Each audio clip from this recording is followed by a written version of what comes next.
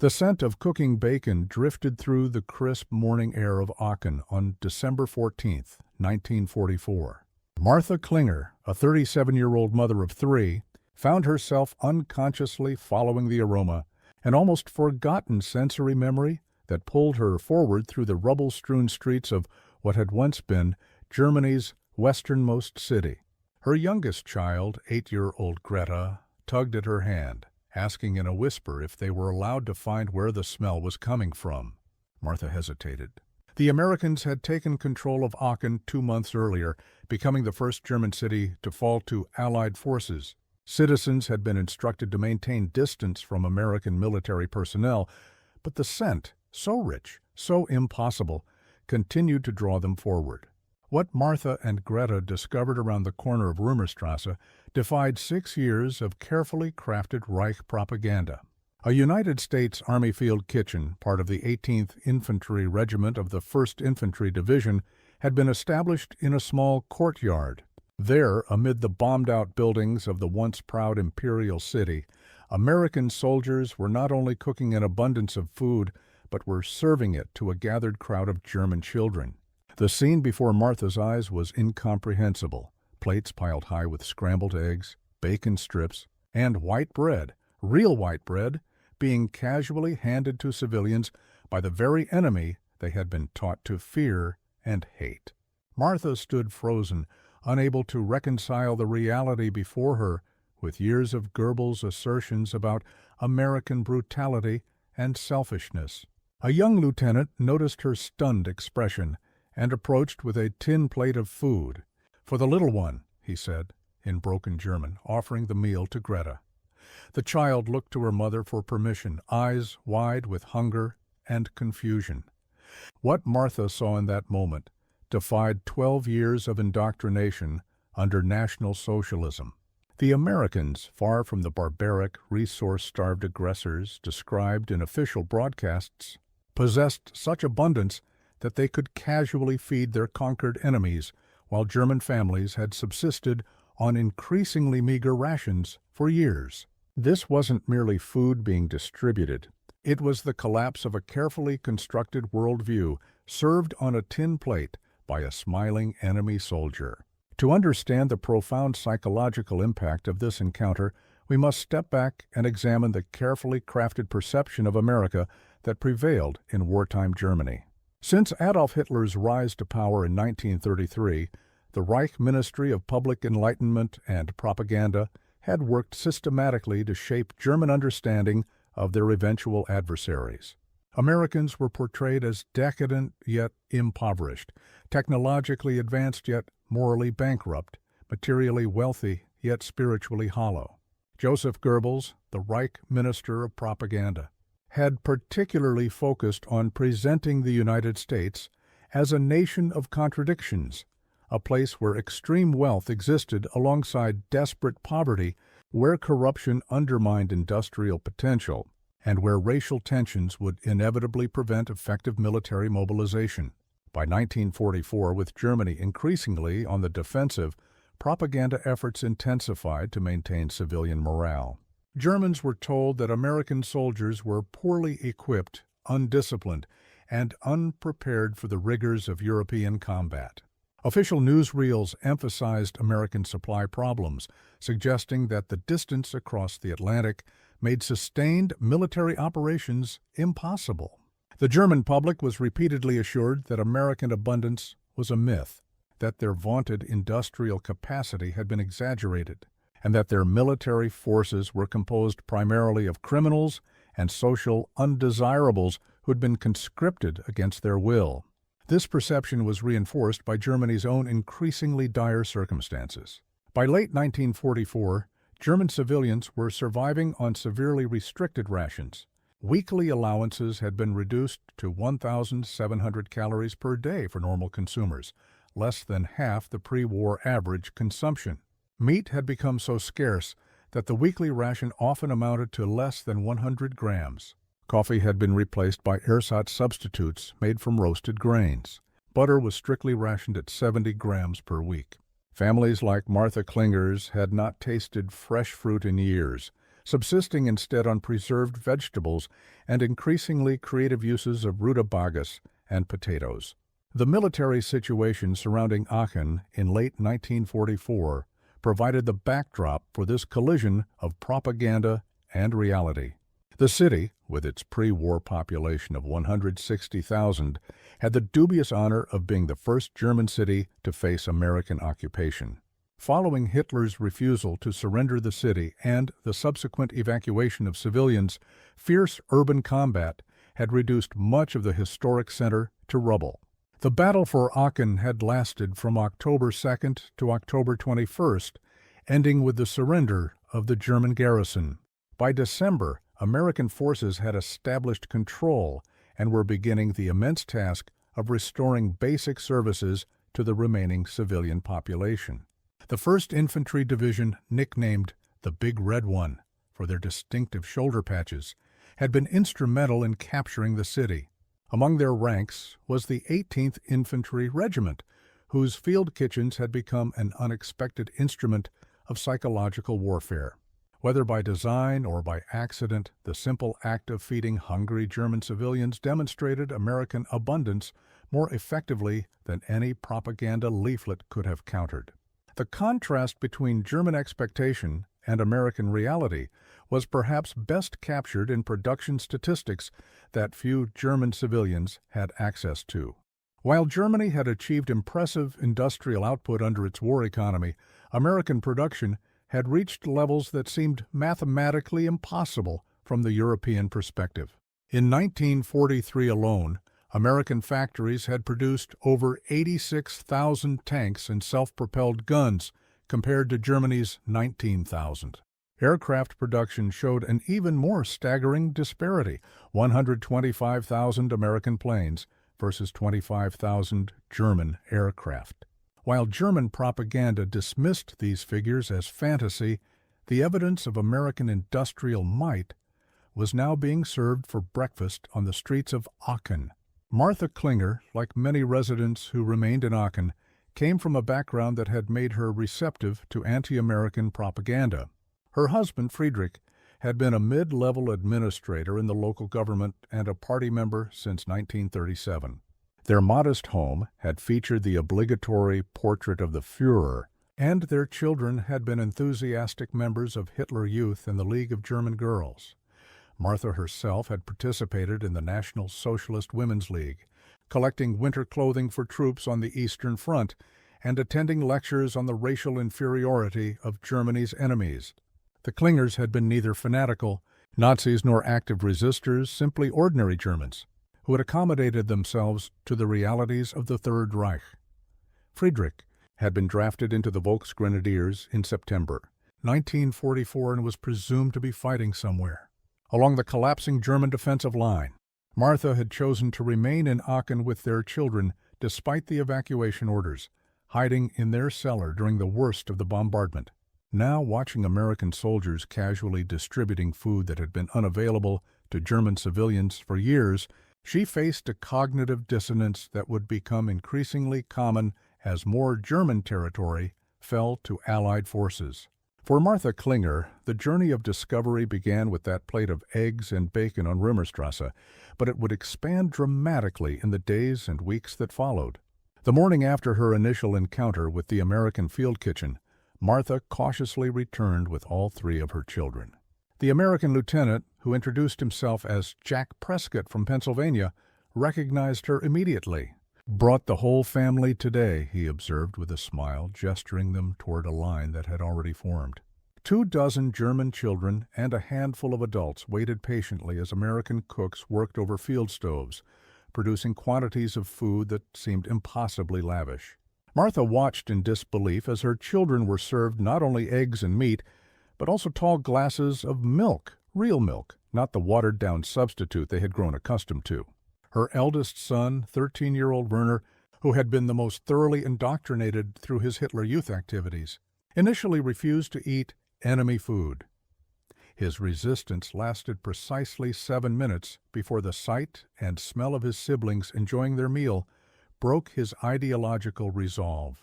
By the time he cleaned his plate, Werner was peppering the American soldiers with questions about their equipment, their homes, and especially their food. "Do you eat like this every day?" he asked Staff Sergeant Michael Romano, who supervised the field kitchen. The sergeant laughed.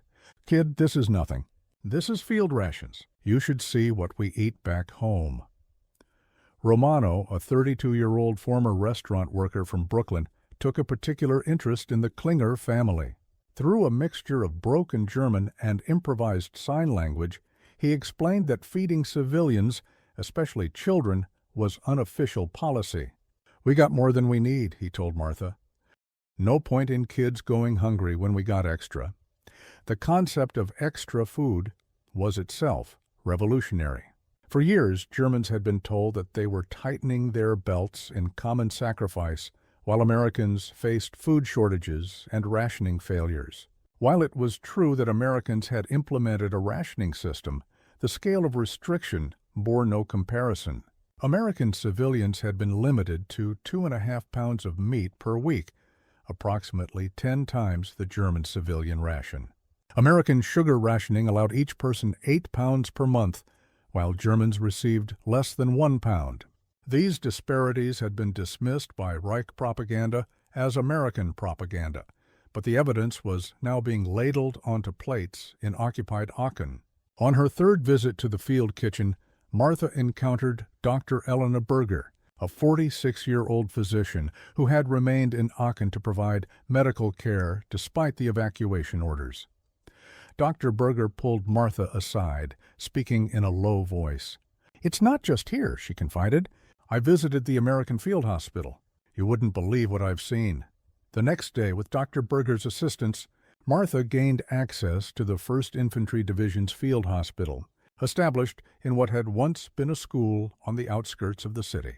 The facility was treating both American soldiers and German civilians, another contradiction of official propaganda that had insisted Americans would abuse or neglect German wounded. What struck Martha most forcefully was not the medical care itself, but the casual abundance visible everywhere.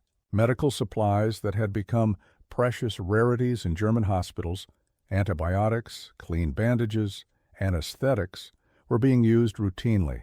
American medics unwrapped fresh sterile dressings for even minor injuries, discarding used materials in a way that would have been unthinkable in German facilities where bandages were washed and reused until they literally fell apart. "They have penicillin for ordinary infections," Dr. Berger whispered incredulously. "We haven't had penicillin for civilian use in 2 years," in the hospital storeroom. Martha saw stacks of plasma bottles, surgical supplies, and medications in quantities that the main hospital in Aachen hadn't possessed even before the war. An American medical officer, Captain Robert Stein, explained that this was a standard field hospital setup, nothing special or unusual by their standards. "We've got supply lines running all the way back to Antwerp now," he said. "Whatever we need, we just put in a requisition." The casualness of his statement revealed a logistical reality that German propaganda had insisted was impossible. The American military had established secure supply lines stretching hundreds of kilometers, moving tons of material daily across terrain that German forces had fought desperately to defend. The Reich Ministry of Propaganda had repeatedly claimed that Allied supply lines would be their greatest vulnerability, that German U-boats and air power would sever the Atlantic connection and leave American forces stranded and undersupplied in Europe. Captain Stein's nonchalant requisition process told a different story. As December progressed, Martha's understanding of American capability expanded beyond food and medical supplies. Werner, whose initial ideological resistance had completely collapsed, had begun spending time with American mechanics who maintained vehicles for the 18th Infantry Regiment. He returned home one evening, bubbling with excitement about the vast motor pool he had been allowed to visit. "Mother, they have so many trucks they don't even repair the small damages," he reported. A truck had a broken headlight, and they took a new one from a crate of spares. "They didn't even try to fix the old one." Martha initially dismissed this as childish exaggeration, but a visit to the motor pool confirmed her son's account. The American quartermaster, a Lieutenant James Wilson from Chicago, showed her row upon row of vehicles, not just military jeeps and troop transports, but specialized equipment for every conceivable purpose. Road graders for improving supply routes, mobile kitchens that could be deployed anywhere, repair vehicles equipped with welding equipment and spare parts, water purification trucks, fuel tankers, mobile radio stations. This is just one company's equipment, Lieutenant Wilson explained. Each regiment has its own motor pool, and the 1st Infantry Division has dozens of regiments. The scale was difficult to comprehend. For the past year, German civilians had watched as their military increasingly relied on horse-drawn transport, as fuel became unavailable for all but the most essential vehicles. Civilian cars had disappeared from German roads entirely, requisitioned for military use or immobilized by fuel restrictions. Yet here were Americans casually operating vehicles for the most mundane purposes, with enough fuel and spare parts to keep them running indefinitely. What proved even more shocking was the Americans' relationship with their equipment. German soldiers had been trained to maintain their weapons and vehicles with fanatical care, preserving them at all costs. American troops, by contrast, operated with what seemed like careless abandon, treating their equipment as easily replaceable. Because for them, it was. Martha watched as a Jeep that had suffered damage from a mine was towed into the motor pool. Rather than undertaking extensive repairs, the mechanics simply removed several usable components and pushed the vehicle aside. Within hours, a new Jeep had been delivered to replace it. "We lose more vehicles to accidents than to enemy action," Lieutenant Wilson admitted with a shrug. "Cheaper to replace than repair sometimes." The concept that military equipment could be treated as disposable contradicted everything Germans had been told about the economics of modern warfare. Reich propaganda had emphasized the need for careful stewardship of resources, portraying Americans as wasteful and undisciplined. What Martha was witnessing suggested a different interpretation. Americans could afford to be wasteful because their production capacity far exceeded German imagining. By Christmas 1944, the number of German civilians regularly visiting American facilities in Aachen had grown from dozens to hundreds. The 18th Infantry Regiment's field kitchen had become an unofficial community center, where food was distributed twice daily. American chaplains had organized a Christmas celebration, complete with candy for children and cigarettes for adults. For many of Aachen's remaining residents, this represented the first Christmas with adequate food since 1941. Martha Klinger found herself serving as an unofficial intermediary, translating between American personnel and German civilians. Her growing familiarity with the Americans gave her access to information and observations that remained hidden from most of her neighbors. One evening, as she helped clean up after the evening meal distribution, Sergeant Romano invited her to observe the preparation for the next day's meals. The regiment's supply truck had arrived from the division headquarters near Eupen, some 30 kilometers away. Martha watched in astonishment as soldiers unloaded crate after crate of provisions. Sacks of flour and sugar, tins of coffee, cartons of powdered eggs, slabs of bacon, boxes of chocolate bars, canned fruit, and sacks of potatoes. The quantity delivered for a single regiment would have supplied her entire neighborhood for months. "This is a light shipment," Romano commented, noticing her expression. "Christmas is coming. Wait till you see what we get for the holiday meal." The Christmas delivery, when it arrived 3 days later, defied comprehension.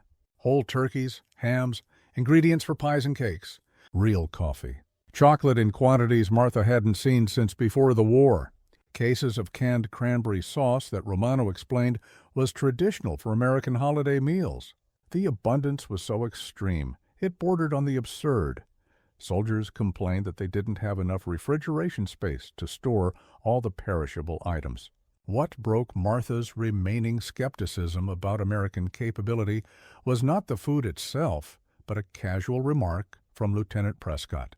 As they were organizing the Christmas supplies, he mentioned that identical deliveries were being made to every American unit across the European theater of operations. From northern France all the way to the front lines, he said. "Every GI gets turkey for Christmas. It's tradition. The logistical implications were staggering. Hundreds of thousands of American troops, spread across a front stretching from the Netherlands to Switzerland, were all receiving holiday feast ingredients that exceeded what German civilians could have imagined even in peacetime. This wasn't simply about having more resources. It spoke to a fundamentally different scale of industrial and organizational capacity. The overwhelming evidence of American abundance wasn't limited to what Martha observed personally. Throughout December and into January 1945, refugees from other occupied areas brought similar stories.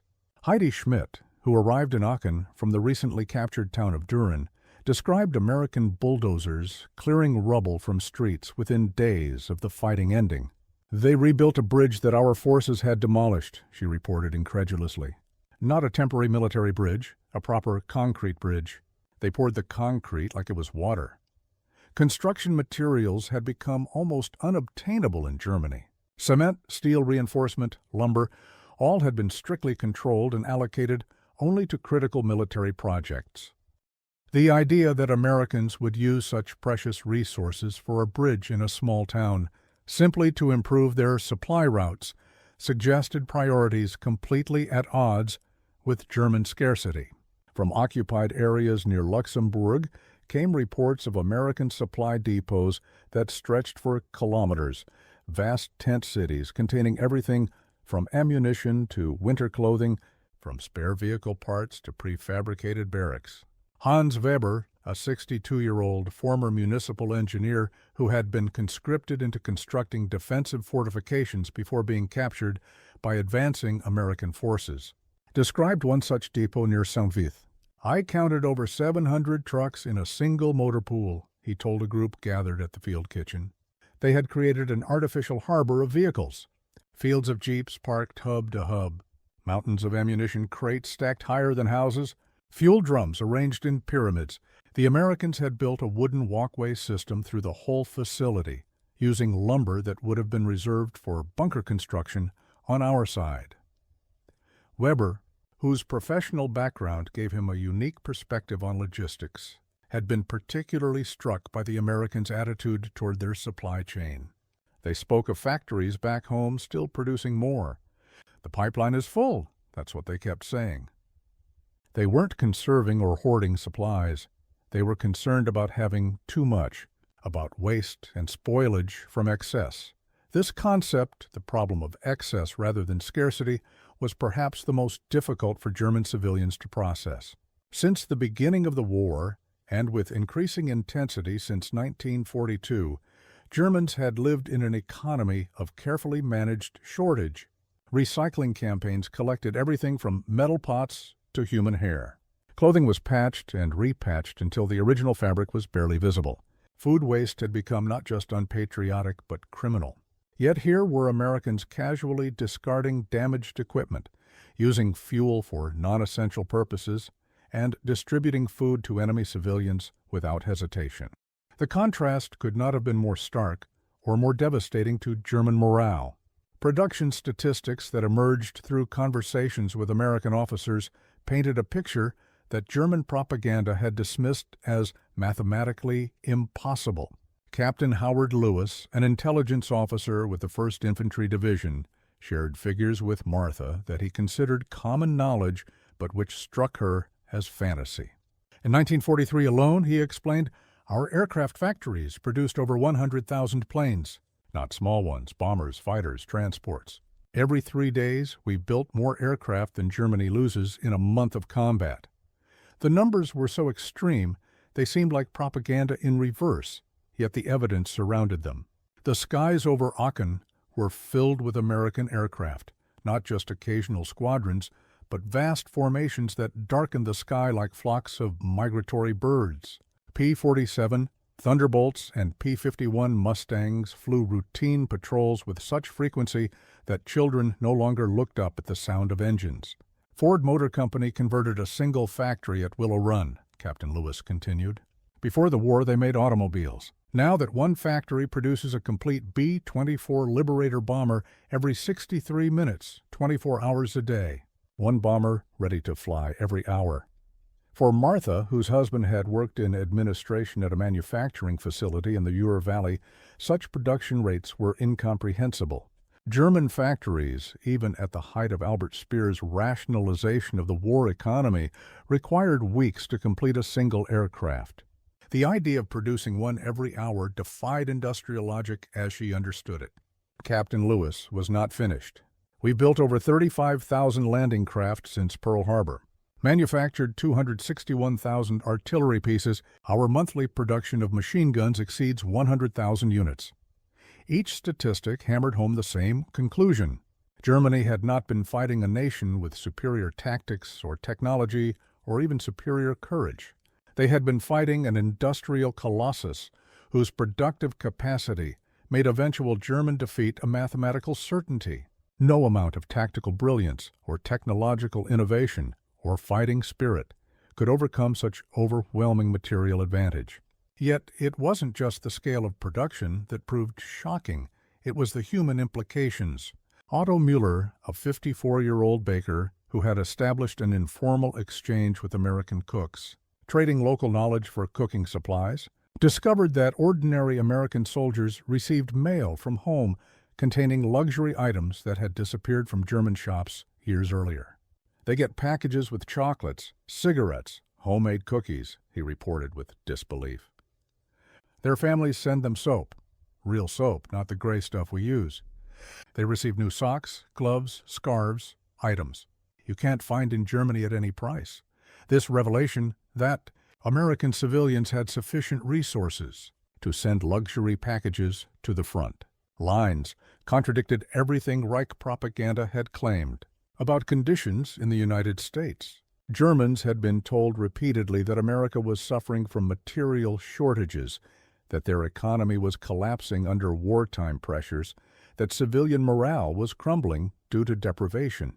The parcels arriving daily at American military post offices told a different story, of a nation so secure in its abundance that families could casually mail overseas items that had become precious treasures in Germany.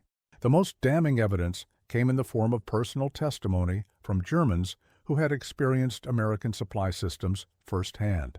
Karl Hoffmann, a 29-year-old Wehrmacht officer who had been captured during the battle for Aachen and later released to help administer the civilian population, had spent 6 weeks in an American prisoner of war camp near Cherbourg before being transferred back to Germany.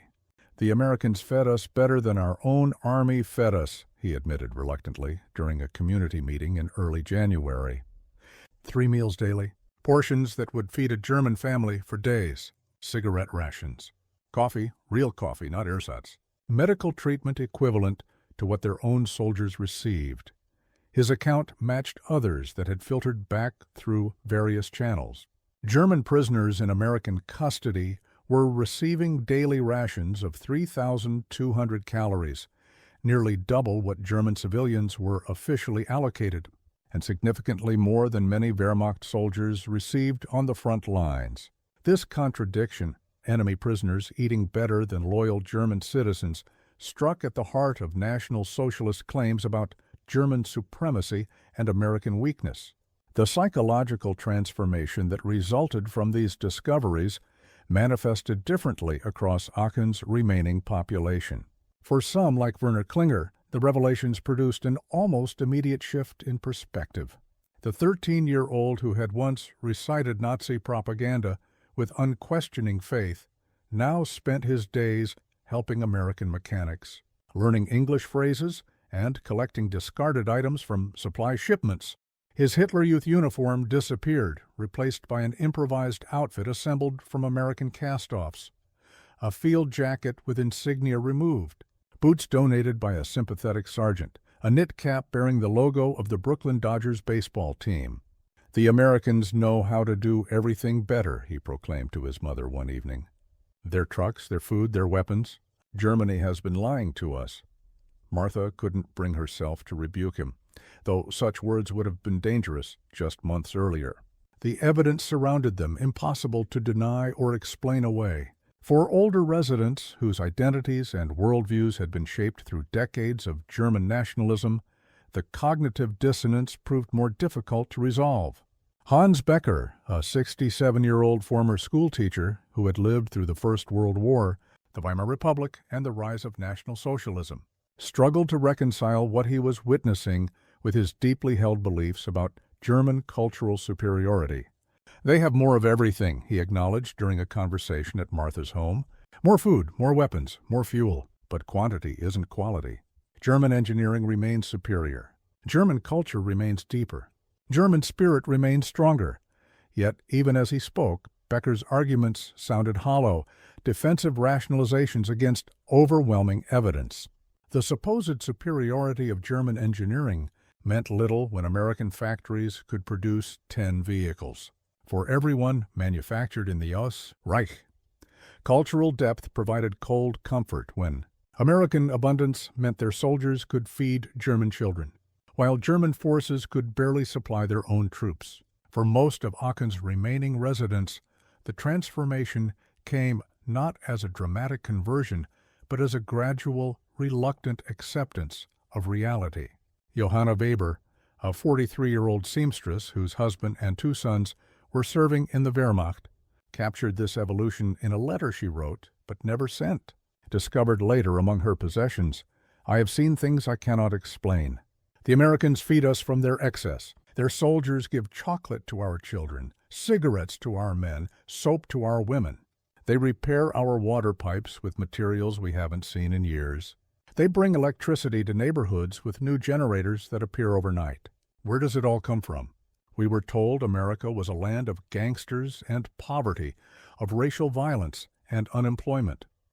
Yet these soldiers seem well-fed, well-equipped, generous, and confident. Have we been lied to about everything? And if so, what does that mean for Heinrich and the boys at the front? Are they fighting, and perhaps dying, for a cause built on deception? I cannot bear to consider it, yet I cannot stop the questions now that they have taken root." Similar sentiments appeared in numerous private journals and letters from this period.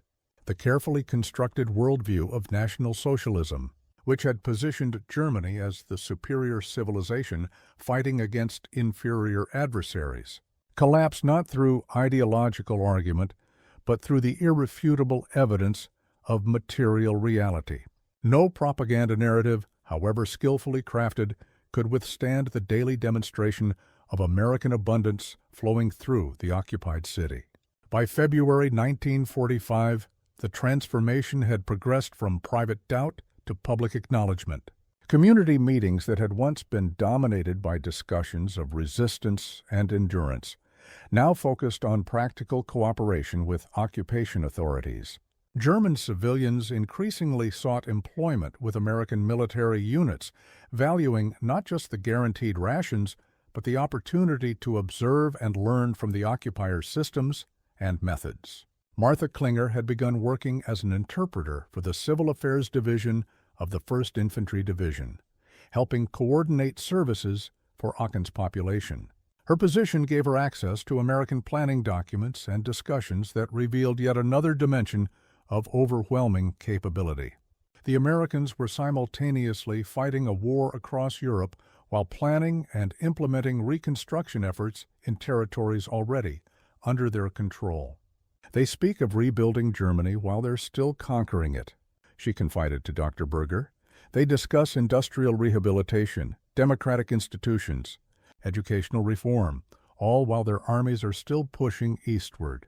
They have enough resources to fight and rebuild at the same time." This dual-track approach, waging war while planning peace, contradicted the total war mentality that had dominated German strategic thinking. Under National Socialism, every resource had been directed toward the war effort, with civilian needs increasingly sacrificed to military necessity. The American approach suggested a nation so confident in its ultimate victory, so secure in its resource base, that it could allocate significant capacity to post-war planning even as the fighting continued. Perhaps the most profound psychological impact came from the Americans' casual confidence in their inevitable success. Captain David Cohen, a 29-year-old civil affairs officer from Philadelphia, expressed this outlook during a planning meeting that Martha attended as translator. We need to consider how these emergency measures will transition to permanent solutions once the war ends. He stated matter-of-factly in early February, at a time when German forces were still fighting desperately less than 50 kilometers away. By summer, we'll need systems that can operate without direct military oversight. The assumption of victory was so absolute, so unquestioned, that it required no discussion or justification. American officers planned for post-war governance with the same certainty that they ordered supplies or deployed troops. This confidence reflected not ideological fanaticism, but a clear-eyed assessment of material reality. They had resources that guaranteed eventual triumph, and they knew it. For Germans who had been raised on narratives of will triumphing over material odds, who had been taught that spiritual strength could overcome physical limitations, this pragmatic certainty proved deeply unsettling. The Volkssturm units being hastily assembled from old men and boys, the propaganda exhorting Germans to ever greater sacrifice for final victory, the promises of secret weapons that would turn the tide. All these seemed not just futile but almost cruelly deceptive when contrasted with the overwhelming evidence of American capability. Letters from this period reveal the painful process of disillusionment spreading through the civilian population. Margarete Schmidt, a 36-year-old mother whose husband served in the Luftwaffe, wrote to her sister in Munich, "The Americans set up a school for our children 2 weeks after taking control of our district. They brought desks, books, pencils, paper, materials we haven't seen in schools for 2 years. They provide a hot lunch for every child." Meanwhile, Joseph writes that his airfield has no fuel for training flights and pilots share textbooks because there is no paper for new ones. How can we possibly win against this? And if we cannot win, why does the fighting continue? Her question, why the fighting continued in the face of such overwhelming odds, increasingly dominated private discussions among Aachen's residents. By March 1945, as American forces pushed deeper into Germany and evidence of their material superiority became impossible to ignore, civilian morale underwent a final transformation from reluctant acceptance of American abundance to bitter recognition of German leadership's deception. They knew, Hans Weber declared during a heated conversation at Martha's home. Speer, Goebbels, all of them. They must have known what America could produce. They had intelligence reports, industrial data. They knew we couldn't match this level of production. Yet they sent our sons to fight anyway. This realization that Germany's leadership had launched a war they knew was mathematically unwinnable represented the complete collapse of trust in the National Socialist system. The narrative of betrayal replaced the narrative of eventual victory, with civilians increasingly viewing themselves not as participants in a great historical struggle, but as victims of a catastrophic miscalculation by their own government. The lasting impact of these revelations extended far beyond the immediate occupation period. As the war ended in May 1945 and occupation policies formalized across defeated Germany, the lessons of Aachen repeated throughout the country. The contrast between American abundance and German scarcity became a central factor in shaping post-war German attitudes toward their former enemies and their own recent past. The Marshall Plan, announced in June 1947, built upon the psychological foundation established during these early encounters. German civilians who had already witnessed American material capability firsthand were predisposed to view American economic assistance not as charity but as a natural extension of the industrial power they had observed during the war. The speed of West Germany's economic recovery, the so-called economic miracle of the 1950s, owed much to this psychological readiness to learn from and cooperate with former adversaries. For individuals like Martha Klinger, the transformation proved permanent and profound. In 1947, with assistance from American officers she had worked with during the occupation, Martha and her children emigrated to the United States, settling in Pennsylvania near the hometown of Lieutenant Prescott, who had offered that first plate of eggs and bacon on Römerstrasse. Her son Werner, the former Hitler Youth member who had initially refused enemy food, eventually attended engineering school at Pennsylvania State University and went on to work for General Motors during the automotive boom of the 1950s. In a memoir published in 1972, Martha reflected on that December morning in 1944. It wasn't just food they were offering, though the food itself seemed miraculous after years of increasing deprivation. It was a glimpse of a different world, a different possibility. We had been told for years that we were the master race, the superior civilization, yet here were our supposed inferiors casually demonstrating a level of material abundance we could barely comprehend. The realization that we had been systematically deceived was more painful than hunger, more devastating than defeat. The smell of bacon cooking in an American field kitchen did what 1,000 bombers could not. It destroyed the foundation of belief that had sustained us through the war years. You cannot maintain faith in your superiority when you're accepting charity from those you were taught to despise. The field kitchens of the 18th Infantry Regiment in Aachen represented more than just a humanitarian gesture or a pragmatic approach to civilian control.